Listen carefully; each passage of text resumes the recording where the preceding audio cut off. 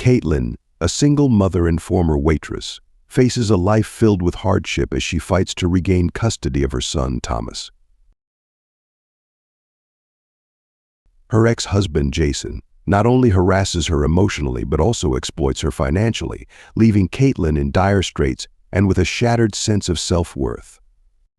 The turning point comes when Caitlin meets John, a compassionate millionaire farmer who recognizes her resilience and decides to help her. With John's financial and emotional support, along with the solidarity of the community, Caitlin wins back custody of Thomas. But Caitlin's journey doesn't stop there. She rises above her struggles by opening a small bakery on John's farm. This bakery, named Heart Home, becomes not only a source of income, but a powerful symbol of her independence and determination to overcome adversity. The bakery quickly becomes an integral part of the town, a place where Caitlin rediscovers herself and reclaims her worth within the community. Heart Home stands as a testament to Caitlin's rebirth. No longer the fragile woman she once was, she transforms into an independent mother cherished by all. Thomas, too, finds in John the ideal father figure, a loving role model he had always yearned for. However, just as everything seems to be falling into place, Jason suddenly returns to town. Consumed by jealousy over Caitlin's success and seething with resentment as he sees Thomas grow closer to John, Jason feels cast aside and humiliated in the eyes of the community. Determined to ruin the happiness Caitlin has worked so hard to build, he sets his mind to sabotage her life. Tensions escalate as the community, though fond of Caitlin, becomes susceptible to Jason's venomous words and hidden schemes. Can Caitlin protect the life and happiness she has fought so desperately to achieve? This is just the beginning of a series of dramatic confrontations that will unfold in the chapters to come. If you're drawn to emotionally charged and gripping tales like this, don't forget to hit follow so you won't miss any of our captivating content. Nestled humbly on a quiet corner of the town, the bakery Heart Home stands as the clearest testament to Caitlin's remarkable resurgence. With its wooden sign delicately engraved, large glass windows inviting streams of sunlight, and the gentle aroma of baked goods wafting through the air, the bakery is not just a haven for delectable treats but a beacon of hope and resilience. Inside, the space is thoughtfully arranged, from vibrant displays of pastries to wooden tables adorned with fresh flowers in vases. Customers often linger, savoring cups of coffee and sharing lively conversations, while relishing the warm apple pies, sweet cinnamon rolls, and fluffy muffins fresh from the oven. Caitlin is more than just a skilled baker, she is the heart and soul of the bakery. With her warm smile and welcoming demeanor, she has cultivated an atmosphere of comfort and belonging that touches everyone who walks through the door. At 10 years old, Thomas is gradually finding balance and joy after the turmoil of his parents' tumultuous marriage. When Jason left, Thomas felt abandoned and confused, but with Caitlin's unwavering love and care, he has rediscovered a sense of peace. John, the compassionate millionaire farmer, has become an indispensable presence in Caitlin and Thomas's lives. Not only a steadfast friend to Caitlin, John has emerged as a role model whom Thomas deeply admires. John spends time teaching Thomas meaningful, yet simple life lessons: how to play baseball, fix an old bike, or explore the vast fields of his farm. Through his patience and genuine care, John imparts not just practical skills, but also a profound sense of love, a feeling Jason never managed to provide. Watching her son laugh freely while playing catch with John or excitedly recounting their little farm adventures, Caitlin can't help but feel emotional. Thomas has found in John the father figure he desperately needed, someone who truly cares about his emotions and growth. Yet deep down, Caitlin harbors a lingering fear. Knowing Jason's selfish and controlling nature, she wonders if he will ever accept this bond. The late afternoon sun filters through thick trees, scattering dappled light across the street. The town radiates serenity, with a faint lavender scent drifting from nearby gardens. Heart Home sits prominently on the corner, its large windows gleaming in the golden sunlight. Inside, the bakery buzzes with life. Laughter and the soft chime of the bell over the door mingle as customers come and go. Caitlin, clad in a simple floral apron, carefully arranges freshly baked muffins on a display.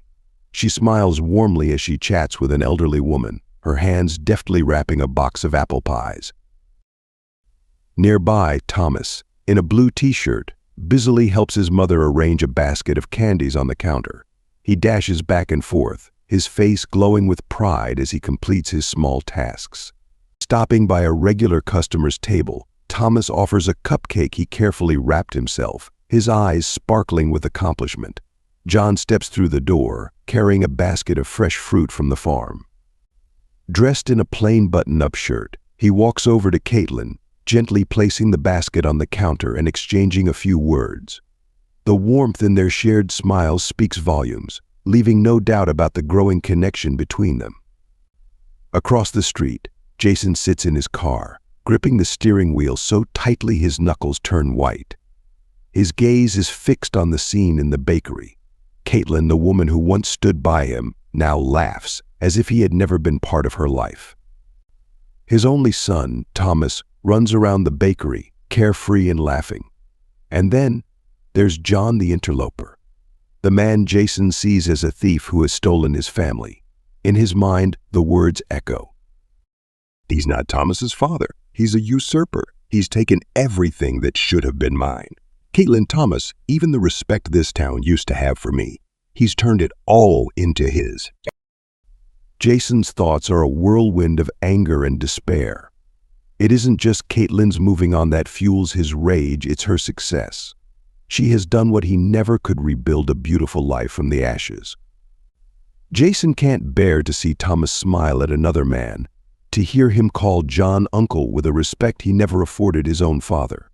Feeling cast aside and insignificant in the life of his son and the town, Jason seethes. Caitlin's success is a constant reminder of his failure as a husband, a father, and a member of the community. And in the darkest corners of his mind, a chilling resolution takes form: if he cannot win Caitlin and Thomas back, he will destroy the happiness they have built. Jason does not act immediately. He spends his days observing, gathering information. He realizes that the bakery is not just Caitlin's livelihood but her connection to the community. The laughter, the friendly exchanges, everything about the place shows that Caitlin is not just surviving but thriving. Jason decides the best way to bring Caitlin down is to shake the community's trust in her. He plans to manipulate those in town who are most susceptible to doubt, planting seeds of suspicion about the origins of Caitlin's success. Jason knows that, in a small town, rumors spread faster than the truth. She thinks she's so great. Without John, she'd be nothing. You people are so gullible to believe her sweet facade. He sneers inwardly. Jason considers sabotaging the bakery, ruining the quality of her goods or creating an incident to tarnish her reputation. He knows that if her reputation crumbles, everything she's worked for will collapse. As he sits in his car under the dim glow of a streetlight, his face is shadowed and grim. Jason isn't in a hurry. He understands that dismantling someone's life from the roots requires patience and ruthlessness. For a fleeting moment, his gaze softens as he thinks of his son. But the image of John placing a hand on Thomas's shoulder and Caitlin's smile as she watches them ignites his fury again. Jason mutters to himself, "You've taken everything, but I'll take it all back. I'll show you, Caitlin, that nothing comes easy." Darkness envelops the street as Jason steels himself to take the first step in his sinister plan.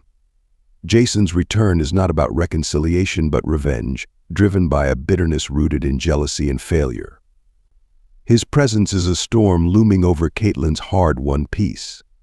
It's a grim reminder that the shadows of the past are not so easily escaped, threatening to consume all that Caitlin has fought so valiantly to protect.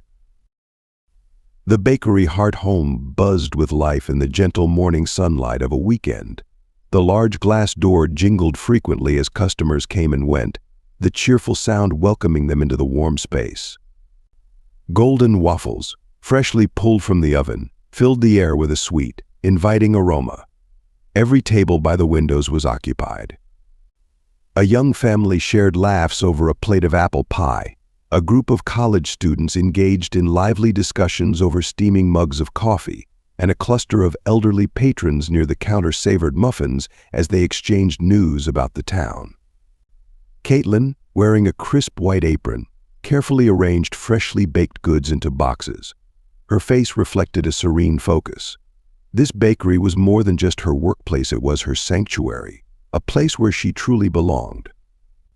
The doorbell rang again, but this time it didn't carry its usual light-hearted charm. Instead, it sounded jarring, almost ominous. The glass door slammed open with such force that it struck the wall, creating a sharp, discordant noise. Conversations hushed instantly as heads turned toward the source.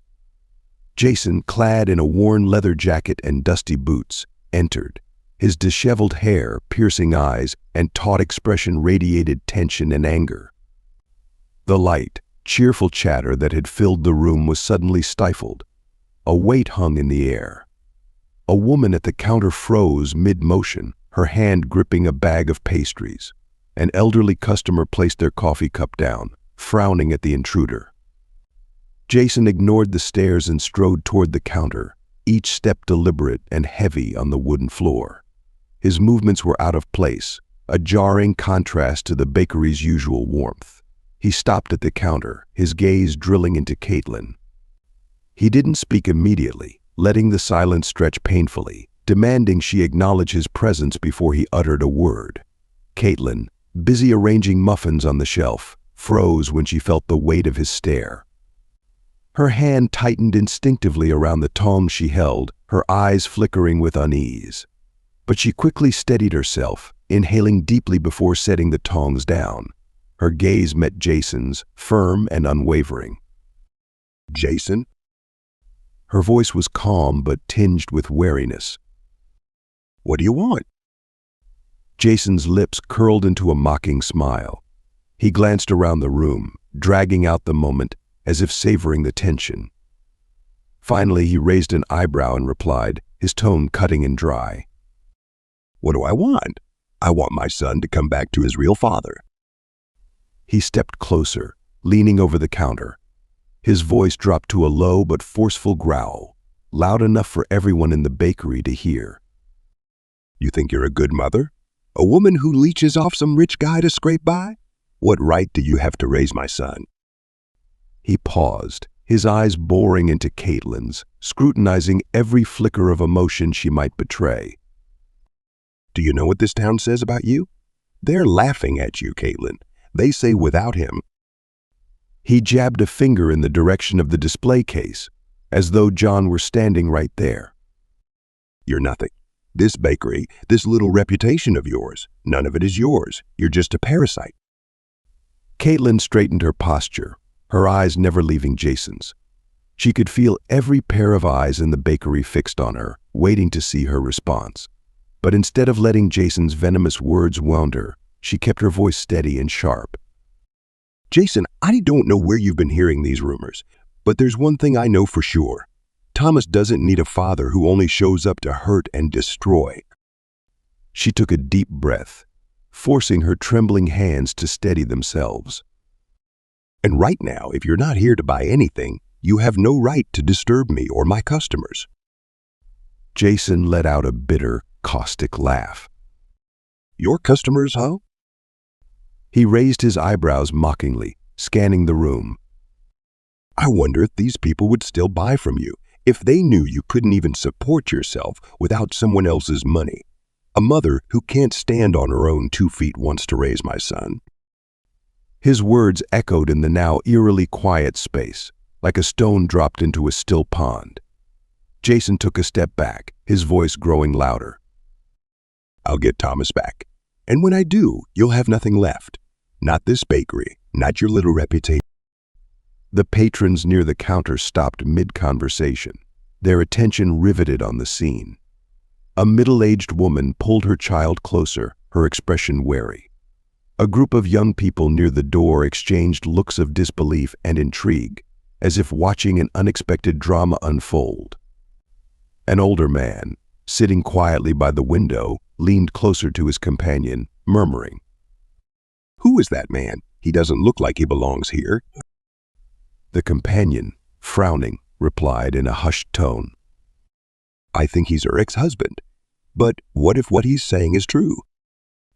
When the glass door slammed against the wall with a jarring crash, Caitlin felt as though a crack had formed in her carefully rebuilt world. The bakery, once filled with warmth and peace, now felt stifling and heavy with tension. Caitlin scanned the room. A few customers quietly stood and left without looking back. The supportive, friendly gazes that had always welcomed her now held a faint shadow of doubt. Those looks cut deep, like a knife. They won't say it, but I know what they're thinking. Jason's words could plant seeds of suspicion, even if they don't fully trust him. Her heart weighed heavily in her chest.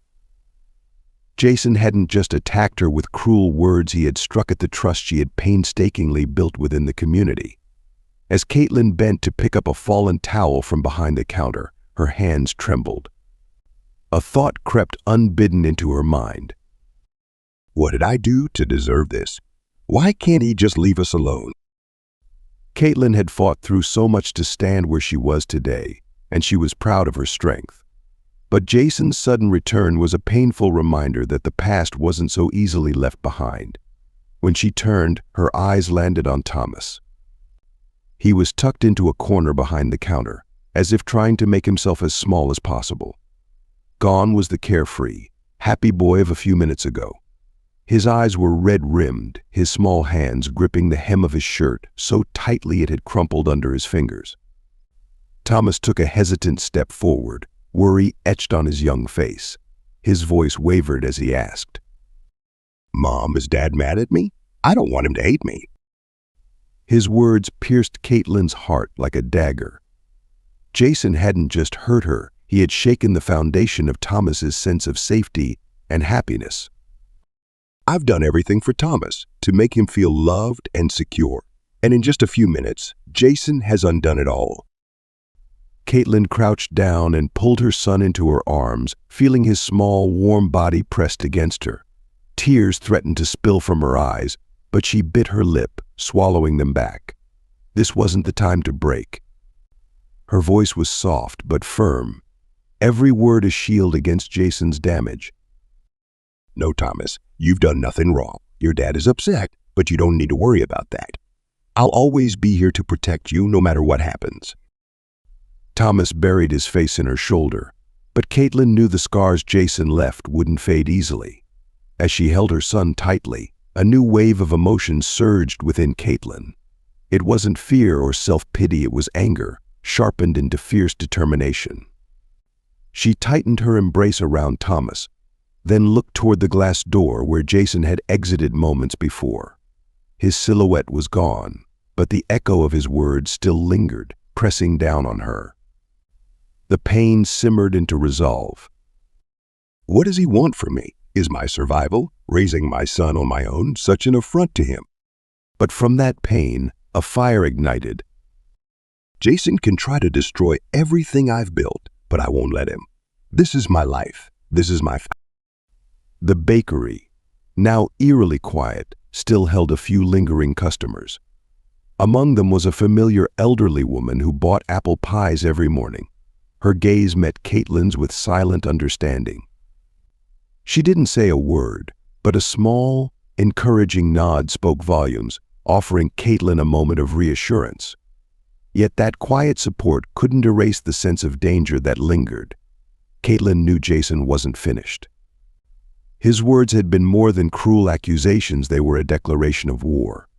Standing, Caitlin lifted Thomas and gently set him on a chair near the counter. She knelt to meet his eye level, smiling softly despite the weight in her chest. Thomas, I need you to remember something.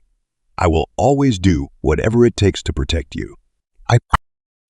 Thomas nodded, his eyes still tinged with sadness but slightly comforted by her words.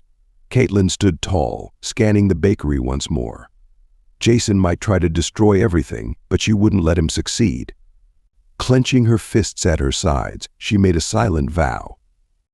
If Jason wants a fight, I'll fight, but he'll never take Thomas or tear this family apart again. The bakery remained unusually quiet, but Caitlin's gaze had transformed.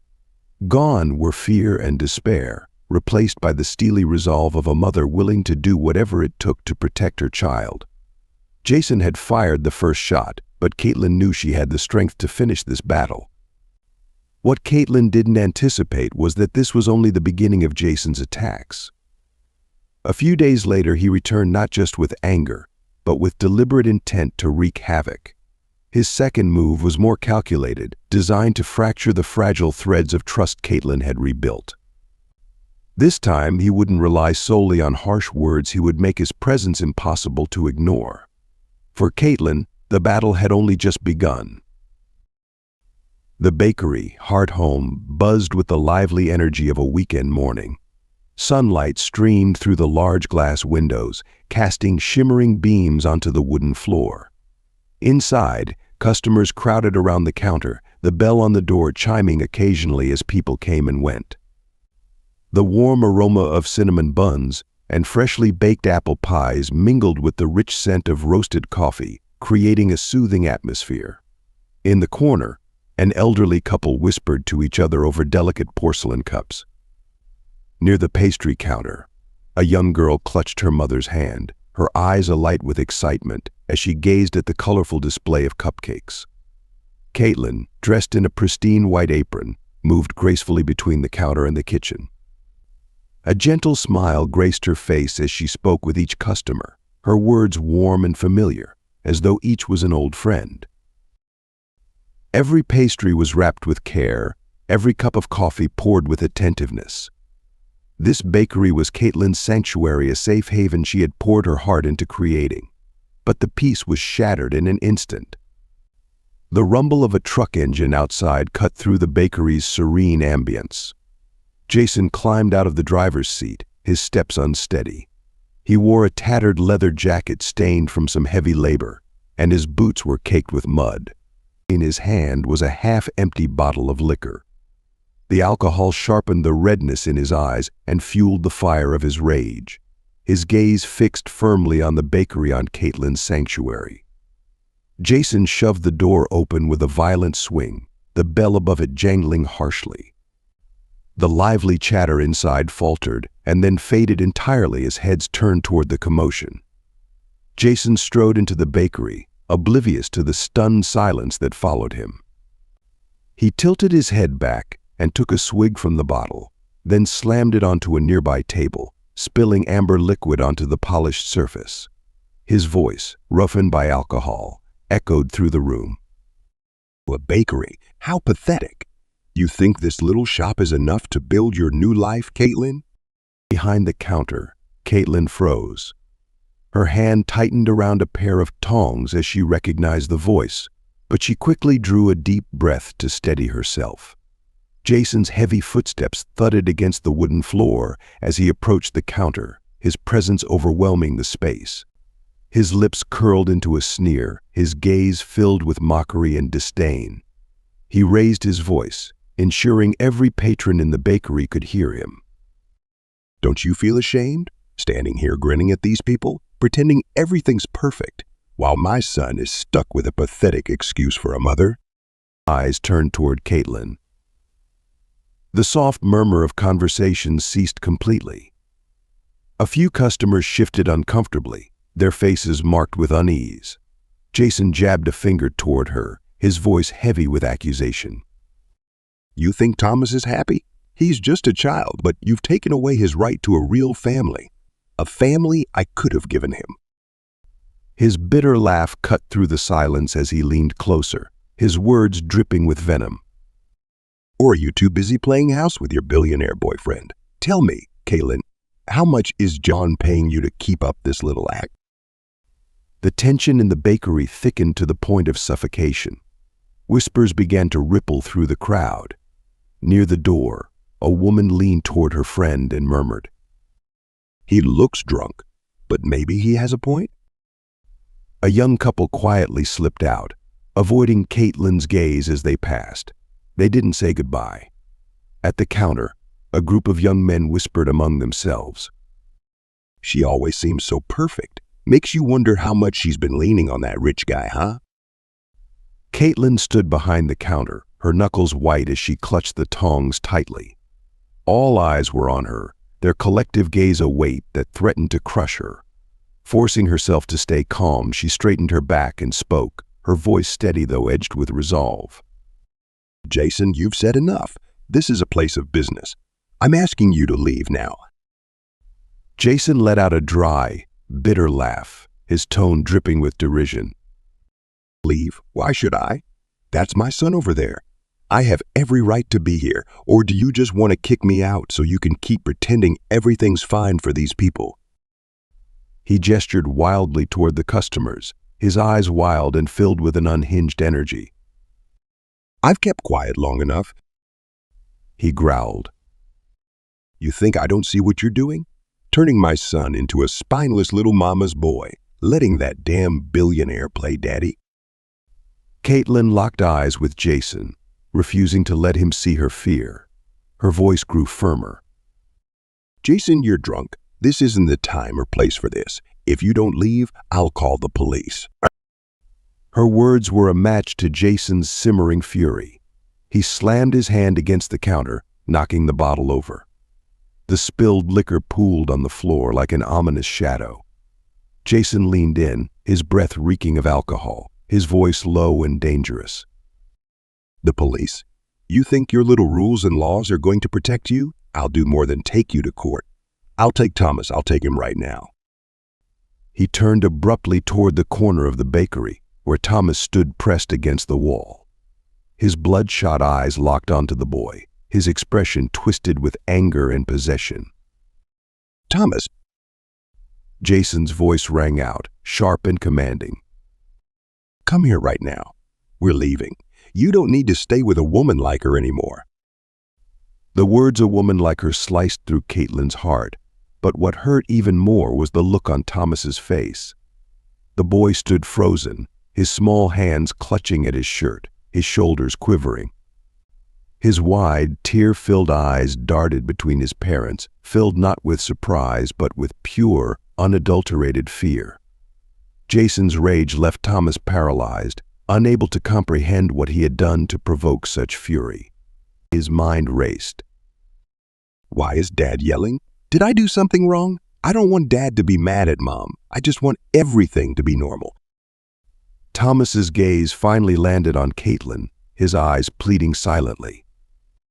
Mom, please, don't let him take me. Seeing the terror in her son's eyes, Caitlin stepped out from behind the counter, placing herself between Jason and Thomas. Every instinct in her screamed with fear, but her love for her son overpowered it all. She raised a hand, her voice firm despite the tremor beneath it. No, Jason, you're not taking Thomas. You have no right. Jason's lips curled into a cold smile as he stepped closer, his voice a mocking growl. You think you can stop me? He's my son. I'm his father. Caitlin didn't budge. Her voice rose, laced with both anger and desperation. A father doesn't make his child afraid, Jason. Look at him. Look at what you're doing to your own son. For a fleeting moment, Jason's gaze flickered to Thomas. But instead of softening, his anger only grew. He reached out, trying to grab Thomas. The boy stumbled back, his legs shaking as he bumped into the counter, his tears flowing freely. Jason's voice grew harsher, more animalistic. Thomas, come here. Don't make me say it again. Thomas broke into sobs, shaking his head violently as he clung to the edge of the counter like it was the only thing anchoring him to safety. Caitlin threw her arms out, her voice cracking with emotion as she shielded her son. Stop it, Jason. You're scaring him. You're not allowed to do this. Jason snarled, taking another step forward, but just then. The atmosphere in the bakery, Heart Home, felt frozen. Jason, his face flushed and his bloodshot eyes wild, advanced toward Thomas, his gaze filled with rage and madness. Caitlin stood protectively in front of her son, her arms outstretched like a fragile yet determined wall. Her ragged breathing blended with the pounding of her heart as she gripped a kitchen towel, not for defense, but to keep her hands from trembling with fear. Suddenly, the doorbell chimed, its sharp, clear sound echoing through the stifling tension like a beacon of salvation. For a moment, everything seemed to pause. All eyes turned toward the door. John stepped inside. His tall frame filled the doorway, the sunlight streaming in behind him creating a striking silhouette, like a hero emerging from a fairy tale. His usually kind eyes were now cold as steel as they scanned the room. His gaze swept over Jason, Caitlin, and finally Thomas. The scene struck him like a blow. Caitlin, her expression resolute but her eyes filled with panic. Thomas, pale and trembling, clinging tightly to his mother's shirt, his tear-filled eyes darting between the adults. Jason, his body coiled like an overwound spring, standing opposite them with the fury of a storm about to erupt. John strode purposefully into the room, his boots hitting the wooden floor with firm, deliberate steps. The sound of his presence reverberated through the space, cutting through the chaos. Near the door, a customer whispered to their companion, their voice tinged with relief. "John's here. Everything's going to be all right now." Jason spun around, his bloodshot eyes locking onto John with a fiery intensity. His voice, roughened by anger and alcohol, rose into a venomous growl. "Who the hell do you think you are? You think you can just walk into my life and steal my family?" John didn't respond immediately. Instead, he took another step forward, positioning himself fully between Jason and Caitlin. His calm, unyielding gaze met Jason's fury head-on. When John finally spoke, his voice was low, firm and steady, a blade of resolve slicing through Jason's chaos. "Jason, that's enough. You're not going to hurt them. Not now. Not ever." Jason's eyes narrowed, his body trembling with barely restrained rage. He took a heavy step closer, each movement deliberate and menacing, as though trying to intimidate the other man. "I'm Thomas's father." Jason roared, his voice cracking with emotion. "You think just because you've got money, you can replace me? That's not happening. I won't let it happen." John didn't flinch. He stood tall, his expression unchanging. His calm was unshaken, and his voice was as sharp as a dagger. "A father isn't someone who makes his child afraid. A father protects his child, loves them, and never uses them as a pawn to satisfy his own hatred." John's words hit their mark, piercing Jason's fragile composure. Jason's face contorted with fury, his fists clenching so tightly that his knuckles turned white. "I've lost everything." Jason bellowed, his voice raw as he lunged toward John with all the force of his anger. "I won't let you take him, too." John moved swiftly, his strong hands gripping Jason's shoulders firmly. With a controlled but decisive motion, he pushed Jason back, causing him to stumble. "Enough, Jason," John said, his voice as steady as iron. "You've hurt them enough. Don't make it worse." Jason struggled against the chains of his own anger, his wild eyes glaring at John as he hissed through gritted teeth. "You don't understand. I just want my family back. I just want my son. I'm his father." John's gaze hardened, his voice dropping into a commanding tone, cutting through Jason's fury like thunder. "You're not a father if you don't know how to love. You're not a father if all you do is hurt and threaten. Stop this, Jason. This is your last chance." Jason stood motionless, his fiery gaze locked on the wooden floor, as if wrestling with the storm raging inside him. Anger surged within him, but alongside it came a creeping sense of helplessness. His mind echoed with bitter whispers. I've lost everything. She's won, not just the money, but my son too." But Jason's wounded pride refused to let him admit defeat. His fists tightened, his nails digging into his palms, as if the pain could distract him from his humiliation. Finally, he raised his head, his eyes glinting with a final spark of defiance. A cold, mirthless laugh escaped his lips, a sound devoid of warmth, laden with bitterness. "Fine, John." He sneered, his voice dripping with venom. "We'll do this your way, but don't think for a second that I'm backing down. This isn't over. Not for you, not for Caitlin, and not for this pathetic little town. His words lingered in the air like a curse, a chilling promise that sent a shiver through the room. Jason turned abruptly and stormed out of the bakery. He shoved the door open with such force that the glass rattled violently, the bell jangling a discordant note, a final bitter punctuation to his exit. The bakery remained eerily silent in the wake of Jason's departure. The tension hung thick in the air, unbroken even as whispers began to ripple among the remaining patrons.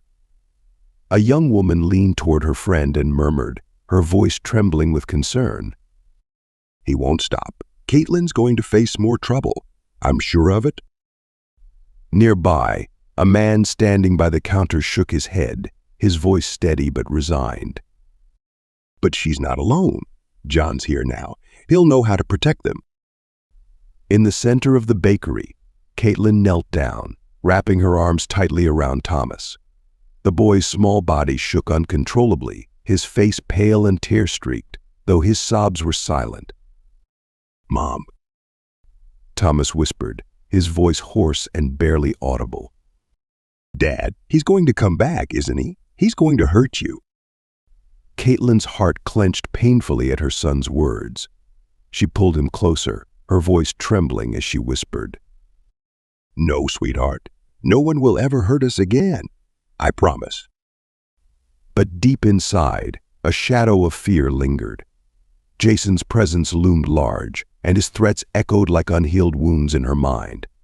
John approached them, his usually sharp gaze softening as he took in Caitlin's trembling form and Thomas's tearful face.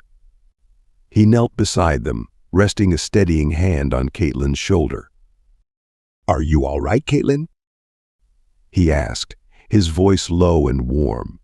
Caitlin looked up at him, her eyes red and brimming with gratitude. Though her grip on Thomas remained tight, she nodded, summoning her courage. Her voice was quiet but heavy with worry. Jason won't stop, John. He'll keep coming back, trying to destroy everything I've built. I'm scared. I'm scared this time he'll succeed. John's expression hardened with determination. His voice was firm but gentle, carrying a strength Caitlin knew she could trust. No, Caitlin, he won't succeed. I won't let him. Jason can make all the threats he wants, but he doesn't have the power to hurt you or Thomas anymore. You don't have to face this alone. I'll protect you, protect Thomas, and defend everything you've worked so hard to build. His words wrapped around Caitlin like a balm, soothing the wounds Jason had reopened. In that moment, Caitlin realized that though the road ahead would still be fraught with challenges, she had someone she could lean on. She wasn't alone anymore, and together they would weather the storm. Jason sat in his rundown apartment, the dim light from a hanging bulb casting pale shadows across his face. On the table lay an impeccably organized pile of documents, doctored photographs, fabricated reports, and carefully constructed lies. He picked up the phone, his voice dripping with venomous determination. I want everything to be flawless. Make it so that no one will believe she deserves to be a mother. Jason had made up his mind. If he couldn't defeat Caitlin with the truth, he would use deceit to obliterate her reputation. One early Monday morning, Caitlin was arranging trays of freshly baked goods on the display shelves of Heart Home. The familiar aroma of pastries filled the air, wrapping the bakery in its usual warmth. The peaceful routine was interrupted by the sound of the door opening. A courier stepped inside and placed a thick envelope on the counter. Bold letters across the front made Caitlin's stomach twist. Notice from Family Court? Her chest tightened as she picked up the envelope with trembling hands. She opened it slowly, her eyes scanning the neatly printed words. Plaintiff Jason Keller Versday, Defendant Caitlin Bennett, petition for full custody of minor child. The formal language weighed heavily on her mind. Provide proof of income, demonstrate living conditions, submit detailed parenting schedule. Each phrase felt like a crushing blow. Caitlin stood frozen, the letter shaking in her grasp as her thoughts swirled into a whirlwind of panic. Just then, John walked into the bakery. Noticing her pale face and wide eyes, he immediately approached her. "Caitlin," He said gently. "Hey, what's wrong?" She turned to him, holding up the letter with trembling hands. Her voice broke as she whispered, "Jason, he's suing me. He wants to take Thomas." Jason didn't stop at filing a custody petition. He launched a calculated smear campaign to dismantle Caitlin's reputation.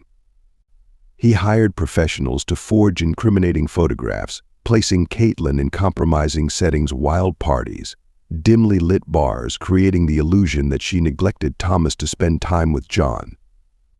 These doctored images were accompanied by fabricated reports accusing Caitlin of irresponsibility and poor parenting. Jason spread the falsified evidence strategically, delivering it to community members and flooding social media with damaging posts. He aimed to turn public opinion against her, and it worked. Rumors spread like wildfire. "She's not the perfect mother everyone thinks she is. Who knows what she's done to get where she is now?" The bakery, once bustling with loyal customers, grew noticeably quieter. Familiar faces hesitated, their warm smiles replaced by uncertain glances. One elderly woman, a longtime patron, hesitantly asked Caitlin one morning, "I don't mean to pry, dear, but is there any truth to what Jason's been saying?" Caitlin forced a calm response, maintaining her composure in front of the customer. But once alone, the weight of it all overwhelmed her. She collapsed onto a chair, tears streaming down her face. Later that evening, she confided in John, her voice trembling and broken. "He doesn't just want Thomas. He wants to destroy everything I've built. I don't know if I can keep going." Jason's cruelty knew no bounds. During a court-mandated visitation, he stooped to poisoning Thomas's mind with manipulative lies. "Do you know why your mom keeps you around? It's not because she loves you. She just wants to make John happy. She doesn't really need you anymore." That evening, Thomas returned home unusually quiet. His small hands tugged at Caitlin's sleeve as he looked up at her with tear-filled eyes and asked, his voice barely audible, "Mom, do you only keep me because of Uncle John? Dad said you don't need me anymore." Caitlin's heart shattered at her son's words. She knelt down, pulling him into a tight embrace, her tears falling onto his hair as she whispered through her sobs, "No, Thomas, you are my whole world. I love you more than anything or anyone in this life. Never ever believe what your dad says about that, okay?" Thomas nodded, his tears soaking into her shoulder, but the hurt in his eyes lingered, piercing Caitlin's soul. John couldn't stand by and watch Caitlin and Thomas suffer under Jason's relentless attacks. Determined to uncover the truth, he called in favors and utilized his extensive network to investigate the origins of the fabricated photos and reports. One evening, he sat down with Caitlin, his voice firm with resolve. "Jason can play his games all he wants, but the truth will always win. I'll find out where this is coming from. You're not facing this alone." John's efforts quickly bore fruit. He uncovered evidence that Jason had hired a professional forger to create the false materials. With this crucial lead in hand, he began formulating a plan to expose Jason's lies. Looking into Caitlin's tear-streaked face, John placed a reassuring hand on her shoulder and said with unwavering conviction, "Jason can try as many tricks as he wants, but we'll fight back, and we'll win. You and Thomas deserve better than this." Though Jason's smear campaign had left Caitlin emotionally drained and her business faltering, John's determination rekindled a spark of hope within her. She realized that, with his support, she had the strength to fight back, not just to protect her son, but to reclaim her dignity and safeguard the life she had built. The battle ahead would be difficult, but Caitlin wasn't alone anymore. Together, she and John would stand up to Jason's lies and ensure the truth prevailed. In the weeks following the court summons, the once peaceful atmosphere at home began to unravel. Thomas, who had always been a cheerful and energetic boy, started to show subtle but concerning changes in behavior. He no longer seemed excited to help Caitlin at the bakery. Instead, he would sit quietly in a corner, his eyes unfocused as he gazed out the window, as though waiting for something or someone. When Caitlin tried to talk to him, his answers were brief, often evasive. But after each mandated visit with Jason, the worry etched in Thomas's face deepened, the light in his eyes dimming a little more each time. Jason wasn't content with just using fabricated evidence to attack Caitlin in court. He weaponized his time with Thomas, planting seeds of fear and emotional conflict in the boy's young heart. At every opportunity, Jason hammered the same message into Thomas. You have to choose me, Thomas. Your mom doesn't really care about you. Don't you see? She's always with John. Jason framed the situation as a choice, forcing Thomas to feel like he had to pick a side, his father or his mother. He manipulated the boy's fear of abandonment and layered it with guilt, making Thomas feel as though choosing Caitlin would mean betraying his father. One day, Jason's words cut even deeper. He leaned close to Thomas and said with a chilling certainty, If you stay with me, you'll have everything you want. But if you choose your mom, don't blame me when I can't help you anymore. After these visits, Thomas would return home withdrawn, retreating to his room in silence. He avoided Caitlin's questions, his small shoulders weighed down by invisible burdens. One night, as Caitlin was getting ready for bed, she heard muffled sobs coming from Thomas's room. Alarmed, she hurried to his door and pushed it open. There he was, curled up on his bed, clutching his pillow tightly as tears streamed down his face. Caitlin's heart broke at the sight. She rushed to his side, sitting down beside him and placing a gentle hand on his shoulder. Thomas, she said softly. Ah. What's wrong, sweetheart? Please tell me. Thomas looked up at her, his tear-streaked face in red, puffy eyes filled with anguish. His small voice wavered as he spoke. Mom, I don't want to leave you, but Dad keeps saying I have to choose him. Thomas's words pierced Caitlin like a dagger. She pulled him into her arms, holding him close as though shielding him from the weight of the world. Thomas, she whispered, her voice steady despite the lump in her throat. You don't have to choose anyone, okay? Do you understand? I'll always be here for you, and you don't have to worry about anything. Thomas sobbed against her shoulder, letting the pain and confusion pour out in tears. Caitlin stroked his hair gently, murmuring soothing words, but inside, her heart ached with a deep, relentless sorrow. Jason isn't just attacking me, she thought bitterly. He's tearing apart our son's spirit.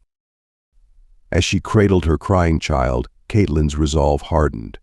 Jason's cruelty wasn't just hurting her, it was wounding Thomas in ways that no child should ever endure. And she knew she had to fight, not only for herself but for the fragile heart of her son. The next morning, pale sunlight filtered through the cracks in the blinds, casting a golden glow over the small kitchen. Caitlin sat at the table, her coffee cup long gone cold in her hands. Dark circles under her eyes betrayed a sleepless night, but within them, a determined resolve was beginning to take shape. On the table, scattered notes lay in disarray, anxious scribbles about the custody case, fears she had been suppressing for weeks. Caitlin didn't cry. She refused to let herself break, at least not in front of Thomas. But as her gaze lingered on the grim numbers in her financial notes and the haunting image of her son's fearful face flashed in her mind, it felt like a dagger slicing through her heart. When the sound of John's footsteps echoed from the living room, Caitlin lifted her head. John entered the kitchen, his tall frame and calm demeanor a stark contrast to the heavy, oppressive atmosphere in the room. He looked at Caitlin, his sharp eyes immediately noticing the exhaustion etched into her features. Beneath it, though, he saw the flickering strength of someone determined to fight. Pulling out a chair, he sat down across from her, placing his coffee cup on the table as he silently observed her. Breaking the silence, Caitlin's voice was steady, though low. Jason is hurting Thomas.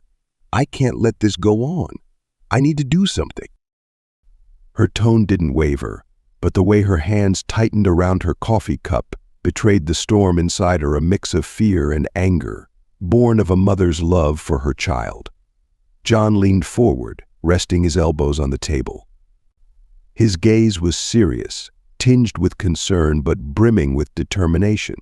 He spoke, his voice deep and firm. Caitlin, you can't fight this alone anymore. This isn't just about you. It's about Thomas. I know you're strong, but you need support. We need to get a good lawyer to stand up to Jason. Caitlin flinched slightly, the idea of hiring a lawyer hitting her like a blow.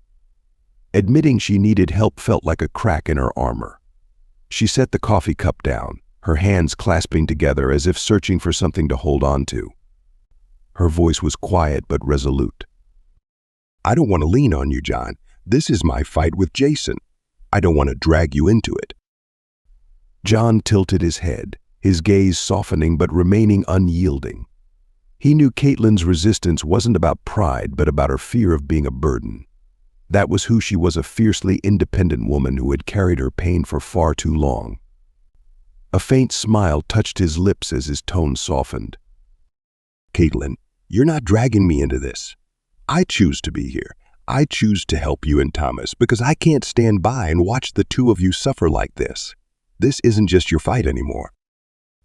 Caitlin held his gaze, her eyes glistening with unshed tears but not spilling over. She remained silent for a long moment, wrestling with herself. She knew John was right. She knew she couldn't do this alone. But accepting that help felt like admitting she wasn't strong enough to handle it on her own. The silence stretched, feeling infinite. Finally, Caitlin placed her coffee cup down, her hand trembling slightly as it touched the table. Her voice was hoarse, but laced with newfound resolve. Okay, I'll do whatever it takes to protect Thomas. Do you know someone who can help? John gently clasped her hand, offering her a steadying squeeze as if to transfer his strength to her. He nodded, his eyes bright with confidence she desperately needed to lean on. I know an excellent lawyer, he said firmly. I'll reach out to her today. You just focus on Thomas. Let me handle the rest. As John stood, Caitlin watched him, her heart a storm of mixed emotions. Relief at having someone by her side, but also fear for what lay ahead. The battles with Jason had worn her down, but as her gaze shifted toward Thomas's room, she reminded herself why she couldn't stop fighting. Caitlin and John spent the rest of the morning putting together a plan. John made a call to the lawyer, a sharp, brilliant woman he trusted implicitly. They arranged a meeting to begin gathering evidence, from financial records to proof of Jason's threats.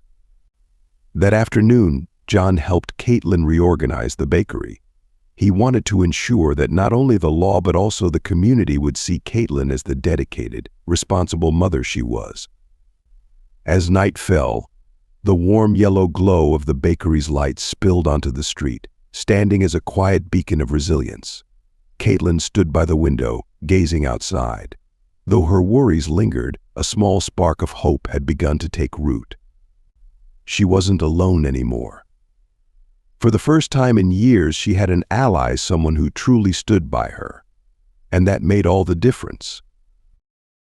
The dim light in the bar cast a dull yellow glow on Jason's face, highlighting the hard, angry lines etched into his features. The laughter and chatter of the other patrons faded into the background, drowned out by the sound of liquor sloshing in his glass and the murmurs of his own dark thoughts. Sitting alone in the corner, Jason traced the rim of his empty glass with a calloused finger, his dark eyes fixed on the void ahead, as though locked in conversation with an unseen adversary. You think you can get away from me, Caitlin? He muttered, his voice raspy from alcohol and the weight of suppressed rage. I'll make sure you lose everything. No bakery, no money, no Thomas. The words, soft yet heavy as stones, hung in the stillness of the bar like a malevolent vow. For Jason, failure wasn't an option. Each day the custody battle dragged on felt like another day he was losing control, not just of Thomas, but of the image he had once carefully curated for himself in the eyes of the community. Caitlin's bakery, Heart Home, a symbol of her independence and success, had become his prime target. Jason believed that destroying it would strip Caitlin of her livelihood, her spirit, and her ability to fight him in court. Without the bakery, she would crumble, he was sure of it. He slammed his glass onto the table, the sharp sound reverberating like a final punctuation to his restraint. A plan began to take shape in his mind, each detail falling into place like pieces on a chessboard in a dangerous game.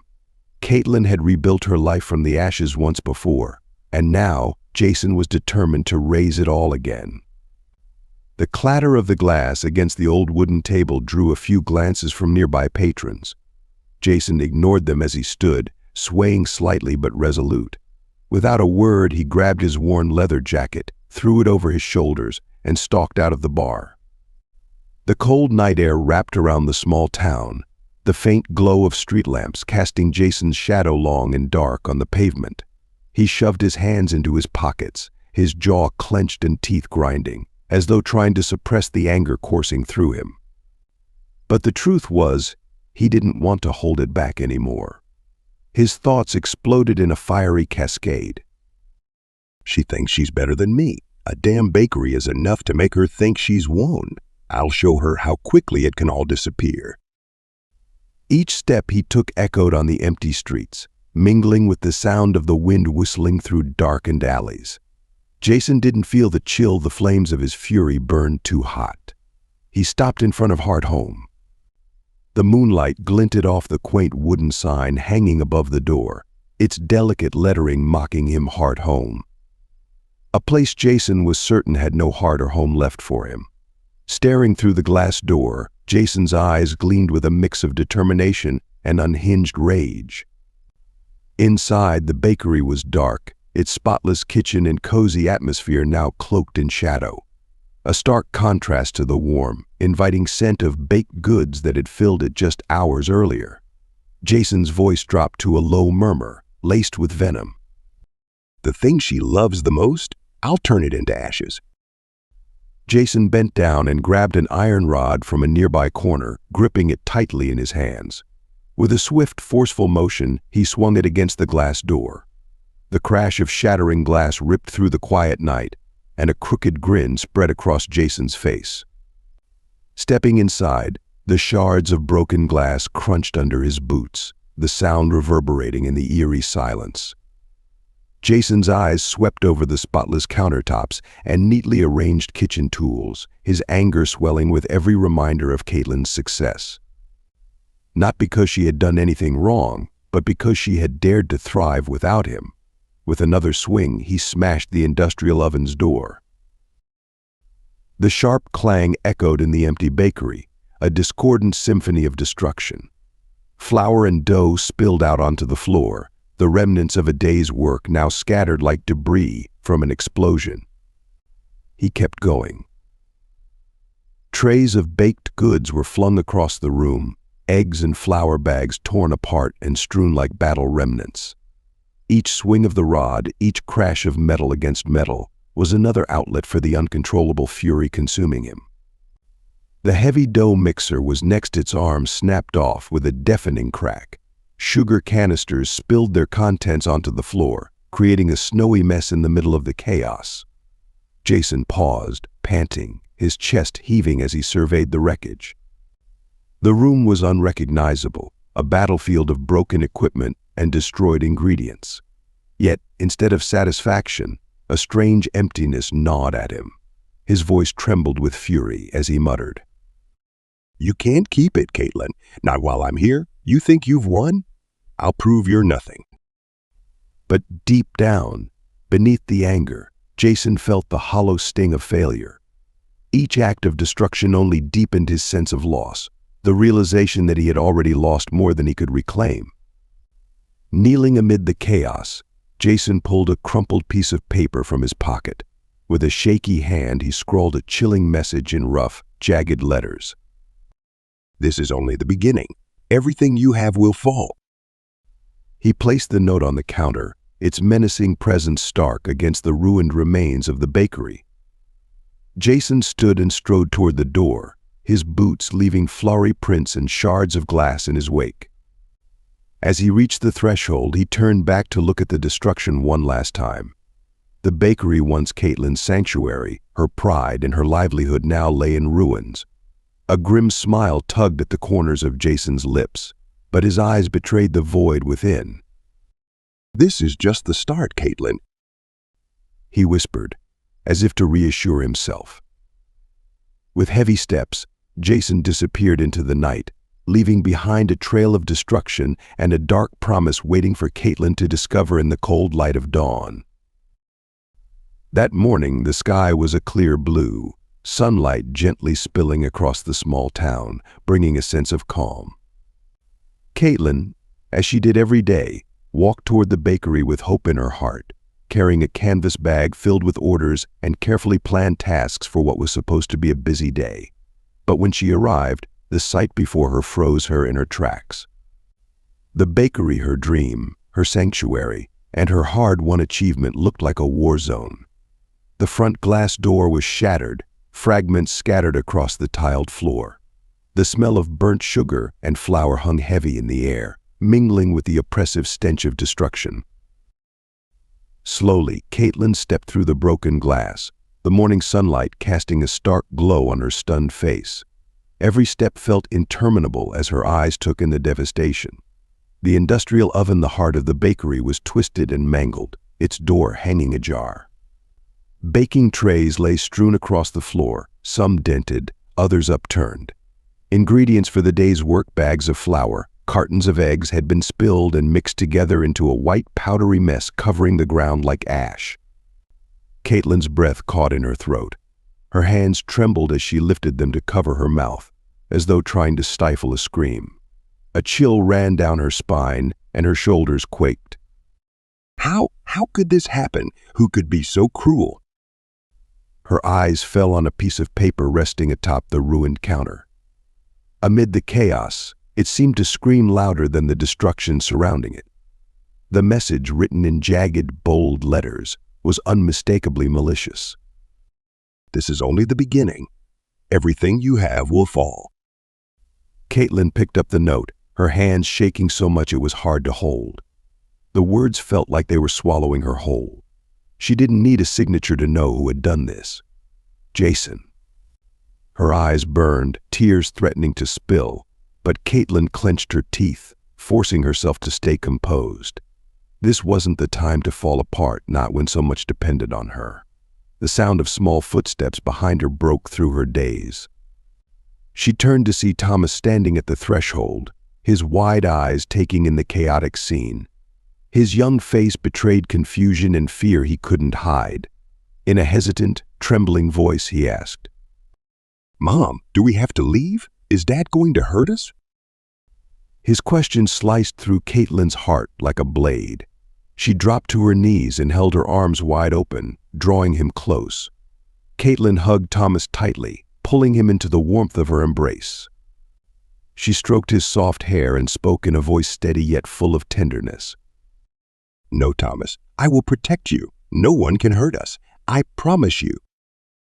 Thomas buried his face in her shoulder, his tears dampening her shirt. His small hands clung to her, as if she were the only solid thing in a world that suddenly felt terrifying. As she held her son, Caitlin felt a surge of resolve. Jason's destruction was aimed not only at her business but at her spirit, her belief in herself. But most importantly, he had targeted Thomas's sense of safety. Caitlin's eyes swept across the wreckage of the bakery, her gaze landing on every corner that had once been filled with memories of triumph, laughter, and hard work. This wasn't just a workplace, it was the place where she had rebuilt her life, where she had found purpose after the darkest days. Jason thought he could tear down everything she had built. But he was wrong. Her expression shifted from despair to determination. This was more than a mess to clean up, it was a fight to protect not just her bakery but her son, her source of light and hope. She stood, lifting Thomas in her arms, his weight a reminder of the strength she carried as his mother. Caitlin's steps grew steadier as she walked out of the bakery, her eyes set with a silent vow: Jason can destroy equipment and ingredients, but he can't destroy my resilience. I will not let him win. Not ever. As news of the vandalism spread, many of Caitlin's loyal customers began arriving at the bakery. They stood in silence, taking in the scene of chaos, their faces reflecting both sadness and anger for the woman they deeply admired. An older woman, Mrs. Martha, who often came to buy waffles for her grandchildren, approached Caitlin with a gentle yet firm hand on her shoulder. Her voice was steady, filled with quiet reassurance. You've helped so many of us in this town, Caitlin. Don't worry, we won't let you fall. A group of young regulars, who frequently stopped by for coffee and pastries, rolled up their sleeves and began helping Caitlin clean up. They swept shards of glass, picked up overturned trays, and tried to restore some semblance of order. One of them, a young man, spoke loudly, his voice meant to uplift not only Caitlin but everyone around. Whoever did this is trying to bring her down, but they won't succeed. We've got your back. The warmth of their words and actions gave Caitlin a measure of comfort. Yet not everyone was on her side. The air in the bakery remained heavy, especially when less familiar patrons stopped by. Some peered inside, their eyes scanning the destruction, and began whispering to one another in hushed but audible tones. A middle-aged man, Mr. Gerald, leaned toward his friend and muttered, She's a good person, but this trouble, I just hope it doesn't bring more problems to the town. Another woman, rarely seen at the bakery, mumbled loudly enough for Caitlin to hear. If this case drags on, who knows what else might happen? Maybe Jason was right about her all. Rumors began spreading, planting seeds of doubt. Caitlin could feel the weight of suspicious glances and whispered judgments pressing down on her. It wasn't just the physical destruction she had to contend with, it was the delicate trust she had fought so hard to build, now teetering on the edge of collapse. The shattered glass door creaked as it was pushed open, and John stepped inside, his imposing figure filling the space. In the pale morning light, his appearance dressed in a dark, dust-covered coat, his eyes sharp and grim added to the tension that already lingered in the bakery. As John surveyed the room, his gaze darkened.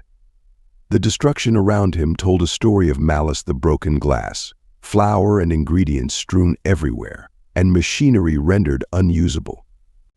It was as if every piece of debris screamed out the effort it took to tear apart what Caitlin had painstakingly built. John's thoughts churned with anger. He didn't just attack Caitlin. He's trying to destroy everything she's built with her blood, sweat, and tears. This is the work of a coward. His fists clenched tightly at his sides. He struggled to keep his composure, but a fire of anger simmered inside him, threatening to erupt. John quickly strode toward Caitlin, who was sitting on the floor, her trembling hands clutching a piece of paper bearing Jason's threatening words. Thomas sat huddled beside her, his tear-streaked face etched with fear. Kneeling down, John placed a steady hand on Caitlin's shoulder, his voice firm yet warm. Caitlin, look at me. It's going to be okay. I'll handle this. You don't have to face it alone anymore.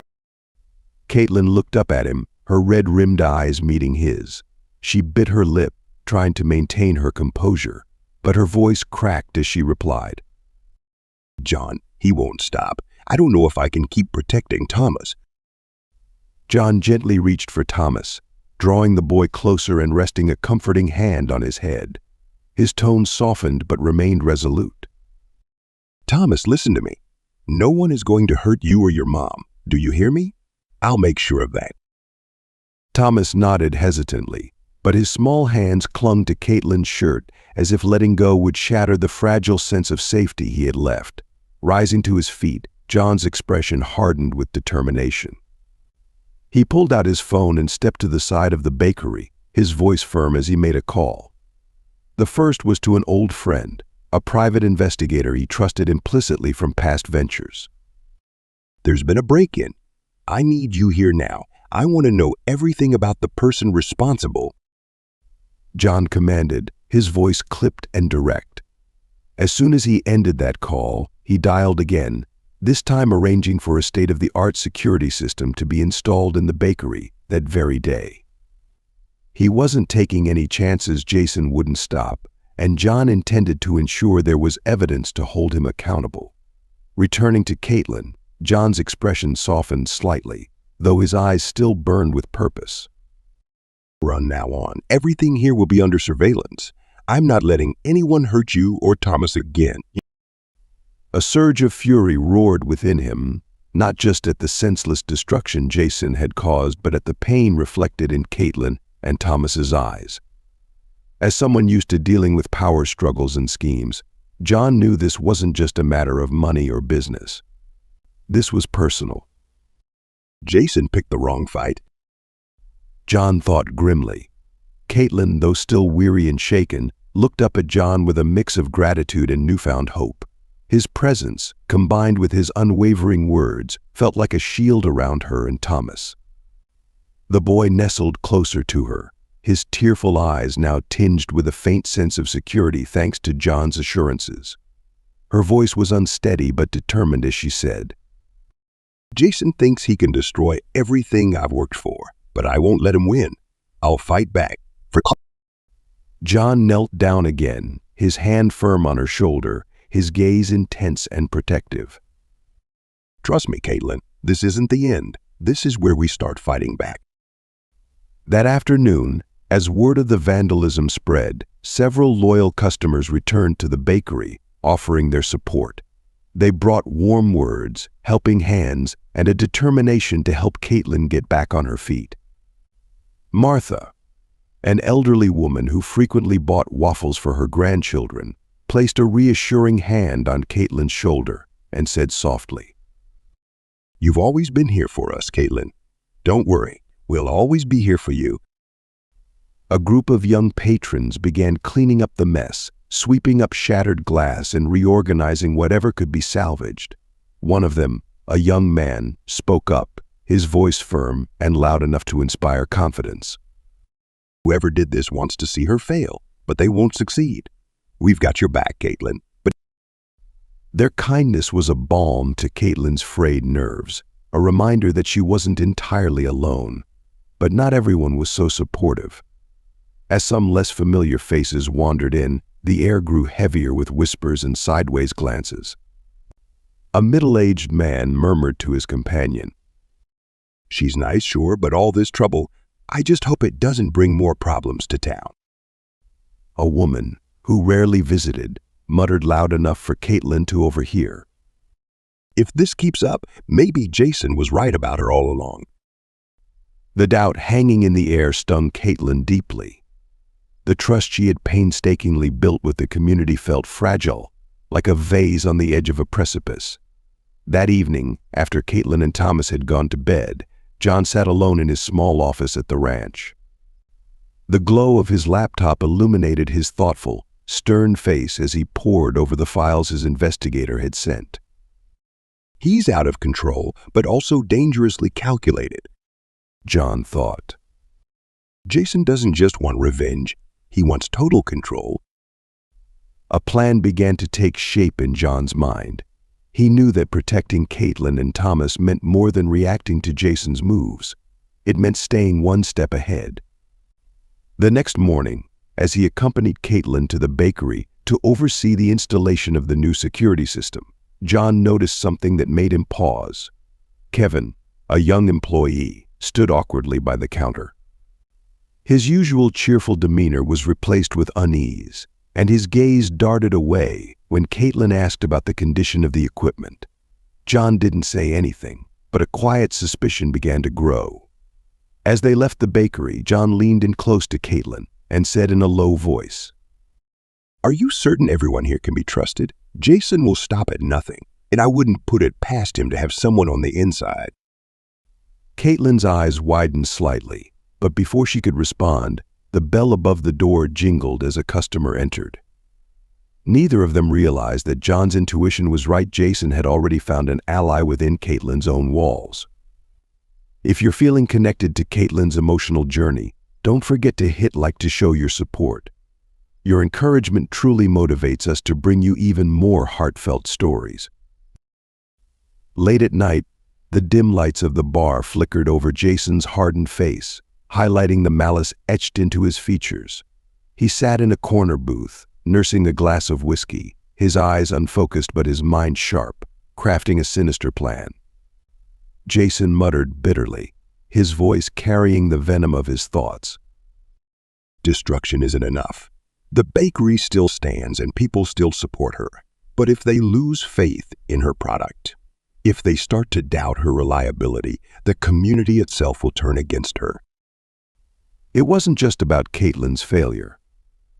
Jason wanted her to be abandoned by the very people she cared about, for her world to crumble under the weight of betrayal. It was total annihilation he craved. Kevin, 21 years old, had been working at Hart Home for only a few months. Coming from a struggling family in the outskirts of town, he juggled shifts at the bakery with night classes in accounting, all to scrape together enough to pay rent and tuition. His intentions were good, but his inexperience and mounting pressures often led to mistakes. Just 2 weeks ago, he'd accidentally damaged an industrial oven, leaving Caitlin with an expensive repair bill. After finishing a late shift one evening, Kevin pulled his thin jacket tighter against the cold as he walked along a desolate side street. He didn't notice Jason until the man emerged from the shadows, leaning casually against a lamppost, a cigarette glowing faintly in his hand. Jason greeted him with an unsettling grin, his voice low and falsely cordial. Long day, huh, Kevin? Burning the midnight oil like this, you barely get time to breathe. Kevin stopped, startled.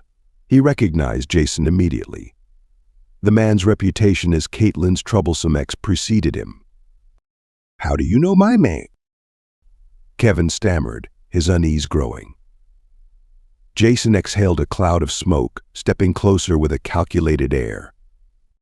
I know more than you think, Jason said smoothly. I know you're struggling.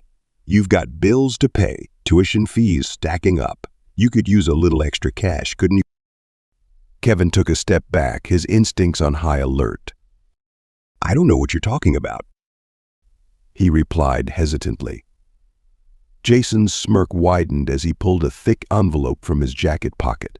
He waved it in front of Kevin, the edges of crisp $100 bills peeking out. Here's $5,000, Jason said, his tone dripping with temptation. Enough to clear your debts, cover your rent, maybe even give you a little breathing room. All you have to do is one small thing for me. Kevin's eyes darted to the envelope, the weight of its contents almost palpable. But the alarm bells in his head refused to quiet. What do you want me to do? Kevin asked, his voice trembling. Jason's smile turned cold as he revealed a small bag of powder, its pale color slightly off from the flour used in the bakery. Just mix this into one batch of the dough, Jason said casually. No one will ever know. Just a little tweak to the recipe, that's all. Kevin's stomach churned. He shook his head violently, retreating another step. No, I can't do that. If Caitlin finds out, I'll lose my job. I can't afford that. Jason laughed, a harsh, grating sound that echoed down the empty street. Lose your job? He sneered. You think Caitlin doesn't already know you broke her oven 2 weeks ago, or that you left the stockroom door unlocked last night? Trust me, Kevin, she'd fire you in a heartbeat if she found out everything. Jason's voice dropped, laced with menace as he leaned in closer. But if you help me, you keep your job and walk away with $5,000 in your pocket. Seems like a win-win to me. Kevin swallowed hard, his mind racing. Jason's words wrapped around him like a constricting snake, tightening with each passing second. He knew this was wrong, but the lure of the money, the weight of his struggles, and the threat Jason posed made resistance feel impossible. After a long silence, Kevin finally muttered, barely audible. I don't want to hurt anyone, but I need the money. Jason's grin widened, victory flashing in his eyes. He shoved the envelope into Kevin's hand and clapped him on the shoulder. That's my boy, Jason said, his tone mocking. Just stick to the plan, and everything will be fine. Kevin walked away slowly, the envelope clenched tightly in his fist. Each step felt heavier than the last, burdened by the weight of what he'd just agreed to. Jason remained in the shadows, watching Kevin disappear down the street. He flicked the stub of his cigarette onto the ground, grinding it under his heel with satisfaction. A perfect move. Jason muttered to himself. Let's see how long you hold out now, Caitlin. I'll destroy everything you hold dear. Kevin, unknowingly, had become a pawn in Jason's vendetta, a pawn in a game where the only victor Jason allowed for was himself. That morning, Hart Home felt just as warm and inviting as ever. The sweet aroma of freshly baked muffins mingled with the scent of brewing coffee, filling the shop with a comforting sense of familiarity. The kitchen bustled with rhythm, trays of muffins emerging from the oven, bathed in the soft golden glow of vintage pendant lights. Mrs. Grace entered the bakery as she did every morning, her two young grandchildren, Emily and Liam, eagerly in tow. Their faces lit up as they gazed at the steaming trays of blueberry and chocolate muffins. After selecting a few of each, carefully wrapped in the shop's signature paper bags, Mrs. Grace turned to Caitlin with a warm smile. The muffins look wonderful today, Caitlin. The kids are going to love them, she said, her tone full of trust and fondness. Caitlin returned the smile, her heart lightened by the reassurance of her regulars' loyalty, even amidst the personal storm of the custody battle she was facing. But as Mrs. Grace and the other morning customers left, Caitlin could not have known that this seemingly ordinary day would soon spiral into chaos. A few hours later, as the morning rush slowed, the bakery settled into a quiet hum of activity. Then, the phone rang, its sharp tone cutting through the stillness. Caitlin picked it up, her voice as cheerful as ever. Hart & Home Bakery. This is Caitlin speaking. The voice on the other end was unmistakable Mrs. Grace, but instead of her usual warmth, her voice was trembling with anger and fear. Caitlin, what on earth is going on? My family ate the muffins this morning, and now both of my grandchildren are in the hospital with severe stomach pain. Emily hasn't stopped vomiting. Caitlin froze. The words hit her like a lightning strike, her heart pounding in her chest. She could barely process what she was hearing. Hospital? She managed to say, her voice faint. Mrs. Grace, I'm so sorry. I don't understand what happened. Please tell me which hospital you're at. I'll come right away. Before Caitlin could leave, another call came through. This time, it was another customer, also complaining about stomach issues after eating her baked goods. Panic swelled in Caitlin's chest, a suffocating weight as the world around her seemed to collapse. At the hospital, Caitlin rushed into the pediatric ward to find Mrs. Grace seated beside two hospital beds. Emily lay pale and still, while Liam clutched his stomach, his face twisted in pain. Nurses and doctors moved swiftly, trying to stabilize the children. Mrs. Grace turned to Caitlin, her expression a mixture of anger and heartbreak. I trusted your bakery for years, Caitlin. How could this happen? How could your food make my grandchildren sick? Caitlin opened her mouth to respond, but no words came. All she could do was stand there, guilt and confusion paralyzing her. Meanwhile, in the small town, the incident quickly became the talk of the community. At a nearby coffee shop, a woman whispered to her friend as they waited in line. Did you hear? Caitlin's muffins made two kids sick. They had to go to the hospital. Her friend gasped, her brow furrowed. Really? It must be her ingredients. I heard she's been so distracted with her court case that she's neglecting the bakery. On social media, the story spread like wildfire. A photo of Mrs. Grace sitting by the hospital beds, holding Emily's hand, was posted online, garnering dozens of comments. I can't believe a place like Hart Home would let this happen. Who would eat there now? She always brags about her quality, but maybe she's losing control of everything. The once pristine reputation Caitlin had spent years building began to unravel in an instant, the seeds of doubt taking root among her customers and neighbors. That evening, after closing the bakery, Caitlin sat alone in the kitchen. The recipe book and an inventory list lay open in front of her, surrounded by scattered notes. Her red-rimmed eyes stared blankly at the pages, her mind replaying the day's events over and over. I checked everything, She whispered to herself. The ingredients were fresh. The ovens were clean. How could this have happened? She flipped through the recipe book, her fingers trembling as she retraced every step she'd taken that morning. She thought about the flour, the eggs, the butter. Everything had been meticulously prepared, just as always. Yet the sense of unease gnawed at her, unrelenting. As the clock struck midnight, Thomas appeared in the doorway, his small frame silhouetted against the dim light of the hallway. His wide eyes reflected his worry as he looked at his mother. He said softly, his voice quivering. People are saying the bakery is bad. Do they hate you now? The innocent question cut through Caitlin's heart like a knife. She pulled Thomas into her arms, holding him tightly as if to shield him from the world's cruelty. No, sweetheart, she whispered, her voice wavering but steady enough to comfort her son. No one hates us. Everything is going to be okay, I promise. But deep down, Caitlin knew the promise was more for herself than for Thomas. The bakery's future was in jeopardy, her hard-won reputation was on the line, and she was still no closer to understanding what had gone wrong. Looking at her son's tearful face, Caitlin steeled herself. This wasn't just about a business or a misunderstanding. It was about protecting her family and everything she'd worked so hard to build. No matter what it took, Caitlin vowed she wouldn't let this crisis break her. For Thomas, for herself, and for the life they'd built together, she would fight back.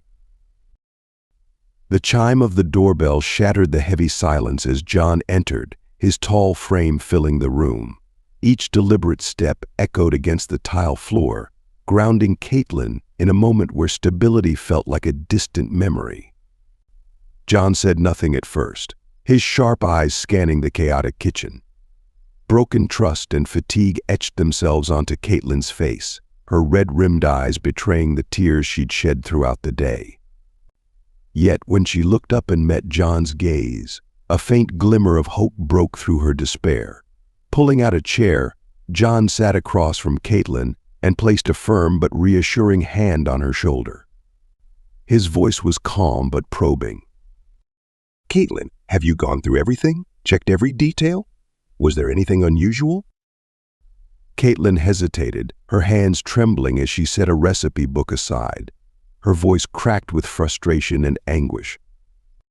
I've checked everything, John, over and over again. But this isn't right. There's no way I'd let bad ingredients into the kitchen. Someone is trying to sabotage me. John's jaw tightened. He could feel the weight of Caitlin's words. She wasn't the type to make careless mistakes. This wasn't negligence, it was deliberate.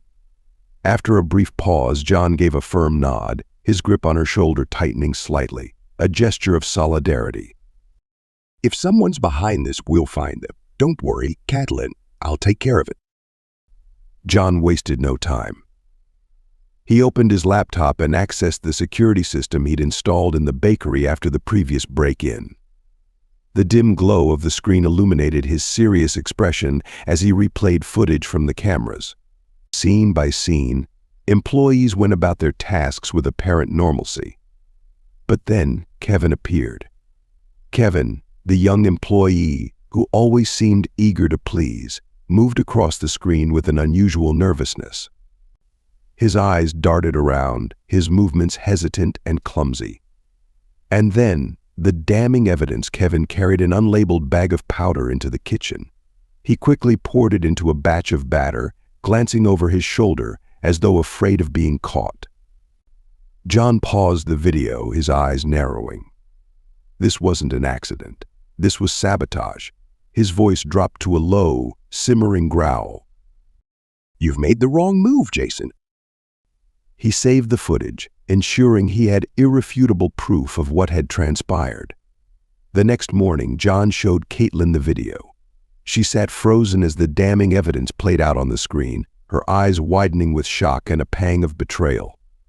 Her voice was barely above a whisper. Kevin, she was him. But why? Why would he do this? John's tone was measured, though his anger simmered beneath the surface. Jason, he's using Kevin as a pawn. But now we know, and I promise you, Caitlin, we'll expose him for what he's done. Tears streamed down Caitlin's face as she nodded.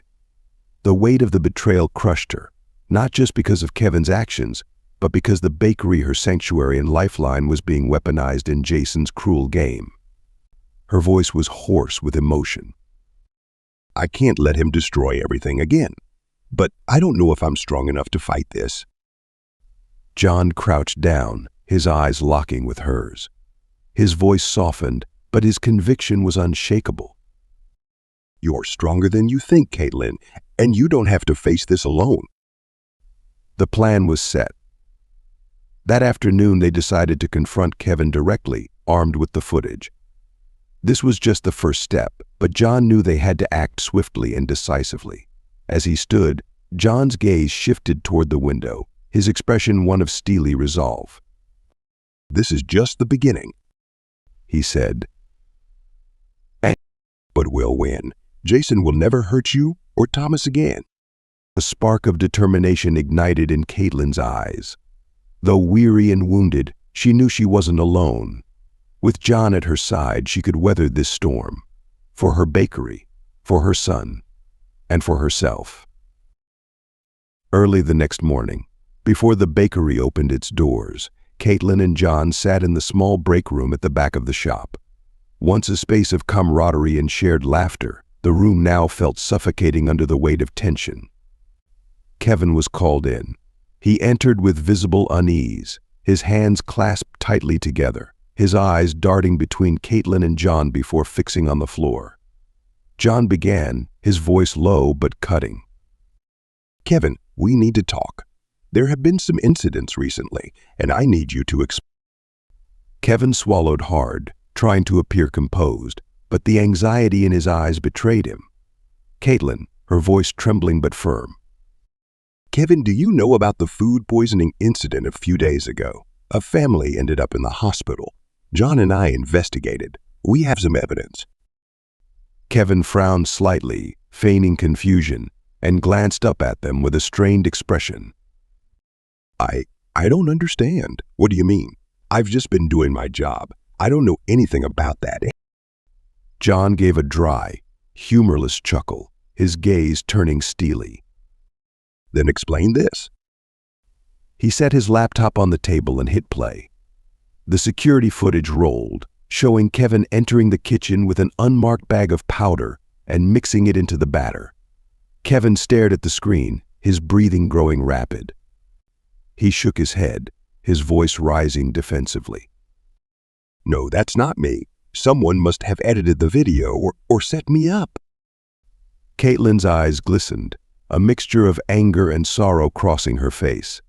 Her voice, though shaky, carried the weight of conviction. Kevin, do you think I wouldn't recognize you? This bakery isn't just a business. It's my life. I've built it from nothing. If you have anything to say, say it now, but don't lie to me. John leaned forward, his gaze pinning Kevin in place. His tone deepened, laced with authority. Kevin, don't make this worse for yourself. We have all the evidence we need. Security cameras don't lie. And trust me, the police will be here soon. If you don't tell the truth now, the consequences will be far worse. Kevin's shoulders sagged as the walls closed in. His hands clenched tightly, his knuckles white, as he tried to maintain a shred of composure. I didn't mean to do anything wrong. Maybe someone left that bag there, and I just used it by mistake. Caitlin's voice hardened, cutting through the air like a blade. Kevin, the footage doesn't just show you with the bag. It shows you opening it and mixing it into the batter. We're giving you a chance to explain yourself. Don't throw it away. Kevin began to tremble. His composure shattered, and his head dropped into his hands. A choked sob broke the silence. I'm so sorry. I didn't know what else to do. Jason paid me. He said if I didn't do it, he'd get me fired. He threatened me. Caitlin froze, her breath hitching. Her hands trembled as she fought to keep her emotions in check. Her voice cracked as she asked, Jason, he forced you to do this? What did he say, Kevin? Kevin, his voice breaking, blurted out through his tears. He said he knew I needed money. He gave me $5,000 and told me it was just a small thing to do. He swore no one would find out. I didn't want to, but I had no choice. Caitlin's shoulders slumped, and she exhaled deeply, her eyes brimming with tears. Yet her voice held steady, tinged with disappointment. Kevin, I trusted you. I thought you'd be someone I could rely on to help protect this place. Do you understand? A single bad choice can destroy not just you, but everyone who believes in you. Kevin broke down, his sobs echoing in the small room. John stepped closer, his voice firm but not unkind. You've made a serious mistake, but this is your chance to start fixing it. We're turning this evidence over to the police. You can help us take Jason down, or you can face the full consequences alone. Your choice. Kevin lifted his tear-streaked face, his voice desperate. I'll cooperate. Please, don't let me go to jail. I didn't want to hurt anyone. Caitlin turned away, wiping her eyes. John placed a hand on Kevin's shoulder, his tone calm but commanding. You caused harm, but you can begin to make amends. Tell everything to the police, and you'll have a chance to rebuild. But understand this is your last chance for Lynn. Kevin nodded shakily, his body trembling with guilt and relief. Caitlin, her voice quiet but resolute. I won't let Jason destroy anything else. And Kevin, don't waste this opportunity to make things right. You might not get another one. As Kevin left the room, his figure hunched under the weight of his actions. The air felt heavy with lingering emotions, anger, sorrow, and a flicker of hope for justice. Caitlin straightened her back, determination replacing the pain in her eyes. She wouldn't let Jason win. Not this time. The next morning, Caitlin and John left the bakery to head to the local police station. The crisp morning air felt refreshing, yet Caitlin's heart remained heavy. In her hands was an envelope containing the security footage, along with Kevin's written confession. Each step toward the station felt like an eternity. A storm of emotions swirled within her: anger, betrayal, and an underlying fear of facing Jason in a direct confrontation. Still, she knew this was a necessary step to protect her bakery, her son, and her reputation. Walking beside her, John offered a quiet reassurance, gently squeezing her hand as they approached the station. His steady presence conveyed a silent promise she wouldn't face this alone. Inside, they met Sergeant Harper, a seasoned officer well respected in the small town for his dedication to justice. Behind his large wooden desk, Harper's keen eyes studied Caitlin and John as they recounted the events in detail. Caitlin spoke, her voice shaky yet resolute. This is all the evidence we've gathered. The security footage, Kevin's written confession, and our suspicions about Jason. He didn't just damage property, he deliberately endangered the health of my customers. Harper watched the footage on the laptop, his expression growing more severe with each passing second. He carefully read Kevin's confession before looking up, his tone firm. This is compelling evidence. Jason has crossed a line. I'll forward this to the prosecutor's office immediately and ensure he's thoroughly investigated. Caitlin let out a small breath of relief, though her chest still felt tight. She understood this was only the beginning. Jason was a dangerous man who wouldn't give up easily. John placed a reassuring hand on her shoulder and said in a low, steady voice, I promise to protect you and Thomas. We've taken a significant step today. Trust that justice will prevail. As news of Caitlin submitting evidence to the police spread, the tide of public opinion in the town began to shift. The initial doubts and rumors gave way to a growing realization of the truth behind the attacks on her bakery. One of Caitlin's longtime customers, Mrs. Martha, who had once expressed disappointment, decided to speak out on social media. I misjudged Caitlin. She's not just a baker. She's a strong mother fighting against a terrible injustice. Jason is the true villain here. Hearty only deserves our support now more than. Her post inspired others, leading to an outpouring of supportive messages. I doubted Caitlin at first, but not anymore. She's always been good to this town. I'll be back at her bakery tomorrow. It's horrifying to think Jason could stoop this low. Caitlin truly deserves our respect and back. A few days later, customers began returning to the bakery. One morning, the familiar chime of the door opening signaled Mrs. Martha's arrival. She entered with a warm smile and a small bouquet of flowers in her hands. She approached Caitlin and said with heartfelt sincerity, Caitlin, I was wrong to doubt you. I'm so sorry. Here's a little something to show my support. I know you'll get through this. Other patrons followed suit, not just to buy baked goods but to express their encouragement. A young customer placed their hand on the counter and said firmly, We know you've been wronged. Don't give up, Caitlin. This bakery and your smile mean so much to us. These small gestures, paired with heartfelt words, brought Caitlin a renewed sense of strength. Each smile, hug, and empathetic glance from her customers reminded her that she wasn't fighting this battle alone. Holding back tears, Caitlin addressed a group of loyal patrons. I don't know how to thank you all. Your support means the world to me. I promise I won't let you down again. While the fear of Jason still loomed, Caitlin felt the stirrings of a new resolve, a determination fueled by the trust and belief of her community. John, ever resourceful and resolute, took it upon himself to amplify the truth further. Using his influence, he shared the security footage and details of the incident on his social media platforms. This isn't just about Caitlin. It's about our entire community standing against malicious acts. Let's rally behind Heart Home, a place that has always been a cornerstone of kindness and quality in our town. The response was overwhelming. John's right. Jason's actions hurt, not just Caitlin, but the spirit of our community. We need to stand united. Caitlin's lucky to have John and all of us supporting her. Let's not let Jason win. Planning for the future that evening, after closing the bakery, Caitlin and John sat in the small office at the back of the shop, discussing their next steps.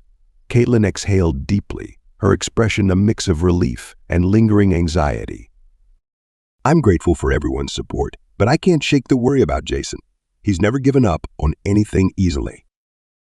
John's eyes locked onto hers, his tone unwavering. He won't have another chance. With the evidence we've provided, the police and prosecutor will handle him, and I'll make sure he's held accountable. Caitlin nodded, a faint smile breaking through the tension on her face. Her voice carried newfound determination. I've built this bakery from nothing. I'm not afraid of losing everything, but this time I'll fight to the end. Not just for the bakery, but for Thomas too. And with John by her side, Caitlin knew she had the strength to face whatever lay ahead. The next morning, Caitlin received news from Sergeant Harper. Jason had been summoned to court on multiple charges, including property damage, bribery of an employee, and endangering public health. John arrived at the bakery shortly after, carrying a folder of documents, his eyes filled with determination. John spoke, his voice deep and resolute. It's time for Jason to face justice. We won't let him hurt anyone else again. Caitlin looked at him, her eyes shining with newfound resolve. She knew the final battle had arrived, and this time she would not falter. The fight began a courtroom showdown where all the truths would come to light, and Jason could no longer escape his fate. The local courthouse was packed to capacity. Outside, a small crowd of townspeople gathered, exchanging stories about the case that had rocked their community for weeks. Local reporters quickly captured images of the crowd, conducting brief interviews just outside the courthouse doors. An elderly man spoke to a reporter, his tone filled with indignation. Jason has gone too far. We can't believe someone who once lived in this town would do something so awful. Everyone knows Caitlin is a good mother and has brought joy to this community. Inside, the atmosphere was even tenser. Curious, stern, and sometimes angry gazes fixed on the defendant's table, where Jason sat with a cold, indifferent expression. As Jason entered the courtroom, his eyes scanned the crowd, as if trying to gauge who might still be on his side. But most returned his look with disdain or averted their gaze entirely. A whisper came from the back of the room. He truly has no shame. After everything he's done, he still sits there with that smug look on his face. A young mother leaned over to her friend and murmured, "If my child had eaten those tainted pastries, I'd never forgive him." Caitlin entered, her demeanor calm, but her eyes radiating determination. Beside her stood her lawyer, John, and a few close friends from town who had supported her through the difficult journey. One of Caitlin's regular customers, Mrs. Martha, leaned toward the person beside her and whispered, "She's been through too much already. Today, justice must prevail." Inside the courtroom, the atmosphere grew heavy as the prosecutor began presenting the key evidence. A video from the bakery's security camera played on the large central screen, clearly showing Kevin's every move accepting the suspicious bag of powder, sneaking it into the kitchen, and mixing it into the baking ingredients. Caitlin sat motionless, her hands clenched tightly together, her eyes fixed on the screen. John, seated behind her, gently placed a reassuring hand on her shoulder, silently conveying his unwavering support. When the video ended, the room fell silent for a few seconds before a wave of murmurs rippled through the crowd. Many behind Caitlin couldn't conceal their outrage. A man whispered to his wife, "Unbelievable. He really did that." Another woman shook her head, her eyes full of contempt. "He's a monster. How could anyone be this cruel?" After the video, Kevin was called to the stand as a witness. He stepped up with visible fear, his hands trembling as he gripped them tightly together. Under questioning by the prosecutor, Kevin confessed to everything. His voice wavered, breaking with emotion. Jason paid me. He threatened that if I didn't do it, I'd lose my job and never be able to live peacefully in this town again. I was wrong. I deeply regret listening to him." Kevin's words felt like the final blow to Jason's already crumbling defense. Jason's face darkened, his eyes darting quickly toward Kevin, glinting with a mixture of anger and despair. Jason muttered under his breath, loud enough for the crowd to hear, "Traitor, that little snitch has no idea what he's talking about." The judge picked up the gavel, tapping it lightly to restore order before summarizing the evidence that had been presented. With a stern and steady voice, the judge declared, "The defendant, Jason, has been charged with property damage, willfully endangering public health, and acts of intimidation. The evidence against him is irrefutable." As the words of judgment echoed through the courtroom, Jason began to unravel. His hands clenched tightly on the edge of the table, veins bulging visibly. His breathing grew labored, and his eyes burned with a fury that seemed ready to consume everything in its path. Jason slammed his hands on the table, shouting at the top of his lungs, "It's all lies. Kevin is lying. That video is fake. You're all conspiring to destroy me." The judge struck the gavel again, calling for Jason to remain silent, but he continued yelling, his words increasingly disjointed and unhinged. Jason shot to his feet, pointing a shaking finger at Caitlin. "You think you won, Caitlin? I am Thomas's father. No one has the right to take him away from me." In a fit of uncontrollable rage, Jason suddenly broke away from the defendant's table and charged straight toward Caitlin. His voice, raw with fury, echoed across the courtroom. "You have no right. You'll pay for everything you've done." Caitlin recoiled instinctively, her face a mask of terror as Jason hurtled toward her. But before he could reach her, John stepped in, placing himself firmly between Caitlin and Jason. John raised a steady hand, his voice cold and commanding. "Stop, Jason. This ends now. Don't disgrace yourself any further." Jason struggled violently, his bloodshot eyes filled with rage, his face contorted in a grotesque mask of madness. But John, standing tall and unyielding, held him at bay with sheer resolve.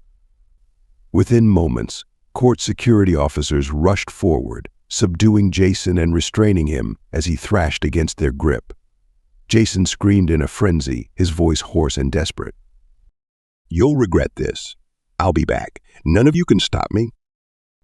The courtroom descended into a stunned silence, save for the sound of Jason's deranged cries reverberating through the room.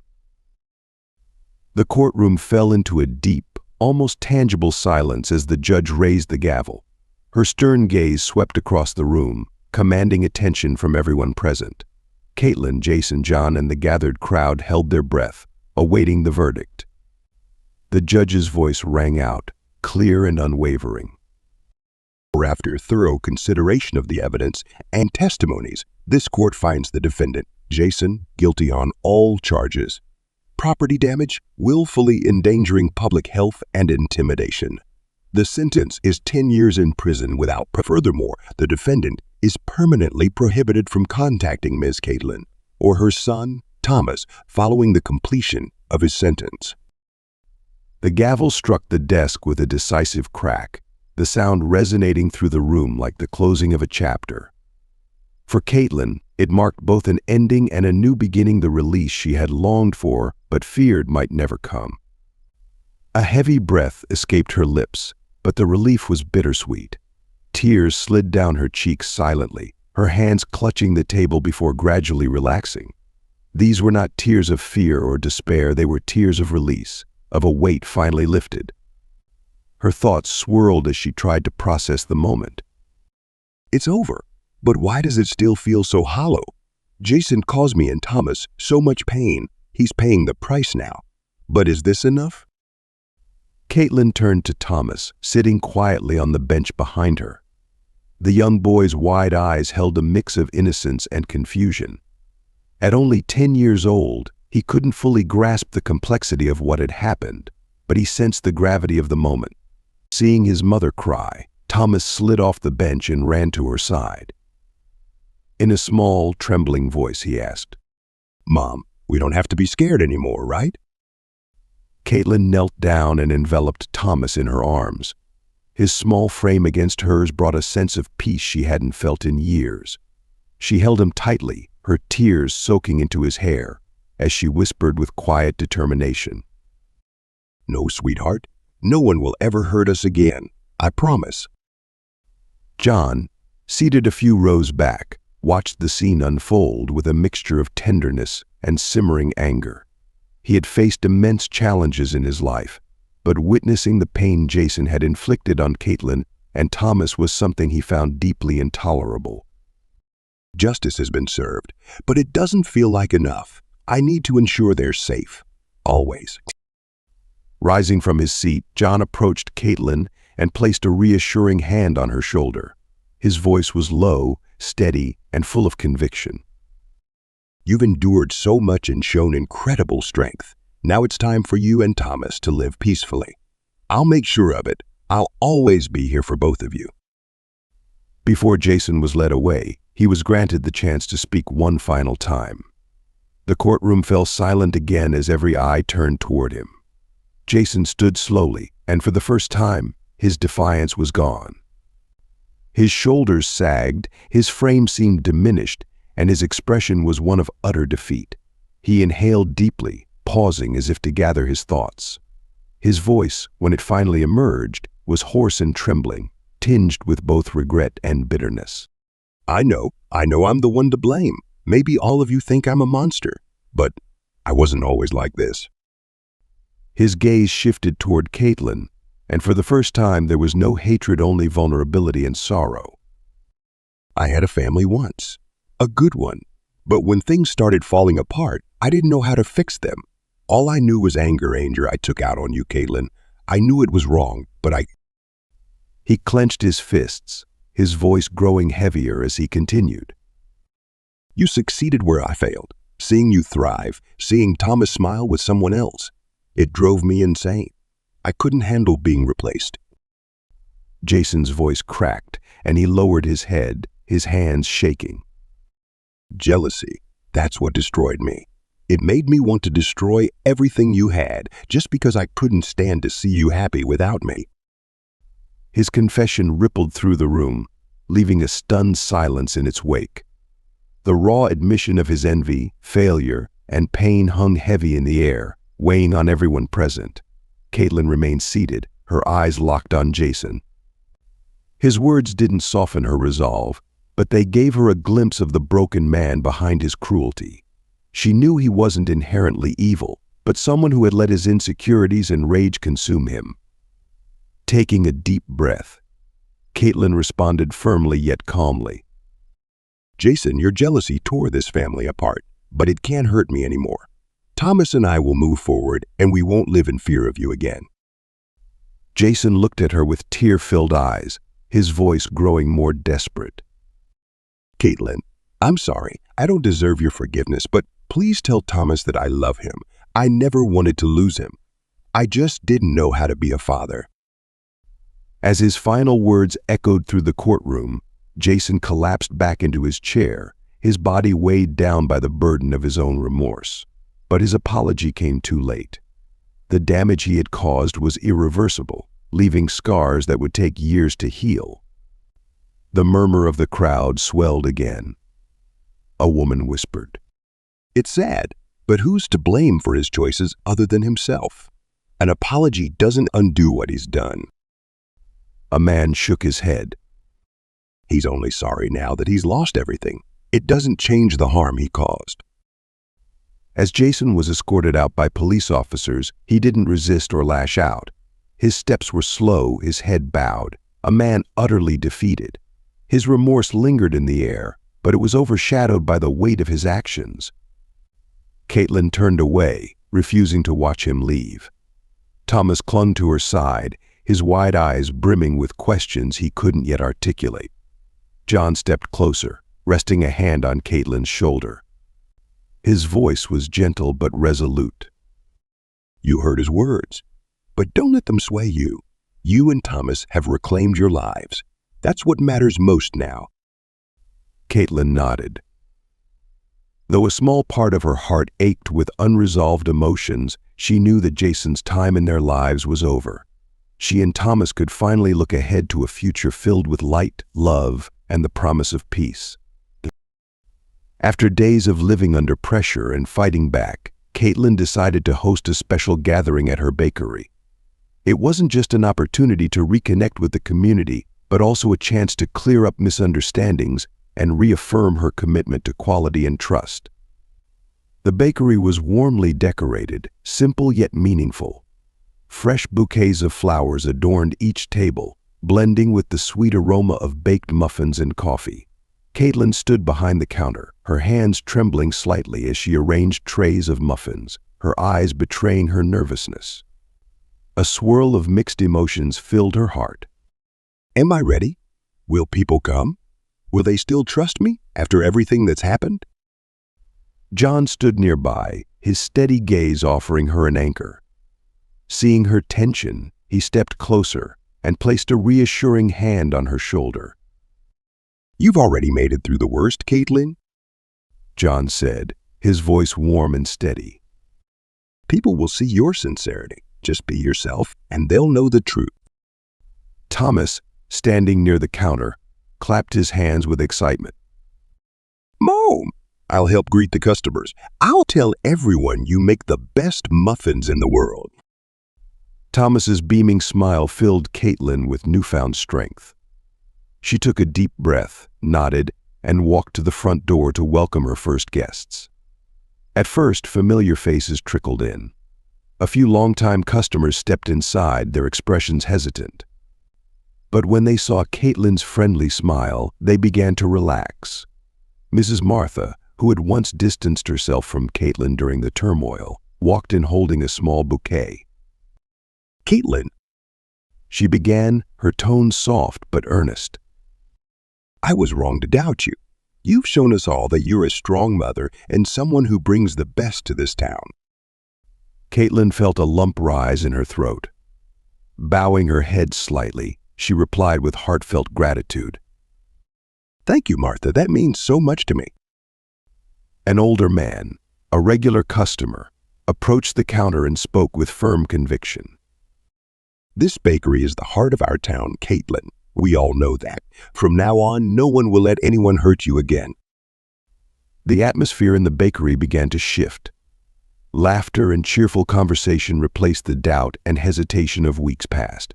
People started buying muffins, chatting, and sharing stories. Some even snapped pictures of the cozy bakery and posted them on social media, urging others to come and support it. Home is back. Don't miss out on these amazing baked goods. In the days that followed, more and more customers returned. Familiar faces mingled with new ones, and large event orders from local gatherings began to pour in, restoring Caitlin's financial stability. Each evening, as Caitlin gazed at the empty trays of sold-out muffins, a sense of profound relief washed over her. The weight she had carried for so long was slowly lifting. I did it, Caitlin thought, her eyes shimmering with joy. I've risen from the ashes. One late afternoon, after the bakery had closed, Caitlin, John, and Thomas stood outside. The golden hues of the sunset bathed the bakery and the street in a warm glow, creating a serene, almost magical atmosphere. Thomas looked up at John, his eyes filled with admiration. Taking John's hand, he said earnestly, Uncle John, you're my hero. If it weren't for you, Mom and I wouldn't have made it through this. John knelt down, his gentle smile matching his soft tone as he ruffled Thomas's hair. No, Thomas, you're the real hero. You stood by your mom and gave her strength. You're the reason everything turned out for the better. Caitlin watched the two of them, her heart swelling with emotion. She stepped closer and pulled both John and Thomas into a warm embrace, the love and peace of the moment wrapping around them like a shield. We made it through everything, she whispered. And now we'll live better than ever before. As the night settled in, the soft glow of the bakery's lights spilled onto the street, illuminating the corner like a beacon of rebirth and hope. Caitlin, John, and Thomas stepped inside, leaving the sunset behind to face a new chapter. Deep in her heart, Caitlin knew life would continue to bring its challenges, but with love and resilience, she could overcome anything. Though Jason is now behind bars, his threats still linger like a shadow. But Caitlin isn't afraid. She has learned how to face adversity and rise above it with the people who love her by her side. Did this story resonate with you? If you believe others need to hear about this inspiring journey of strength and resilience, click share to spread this meaningful message to everyone.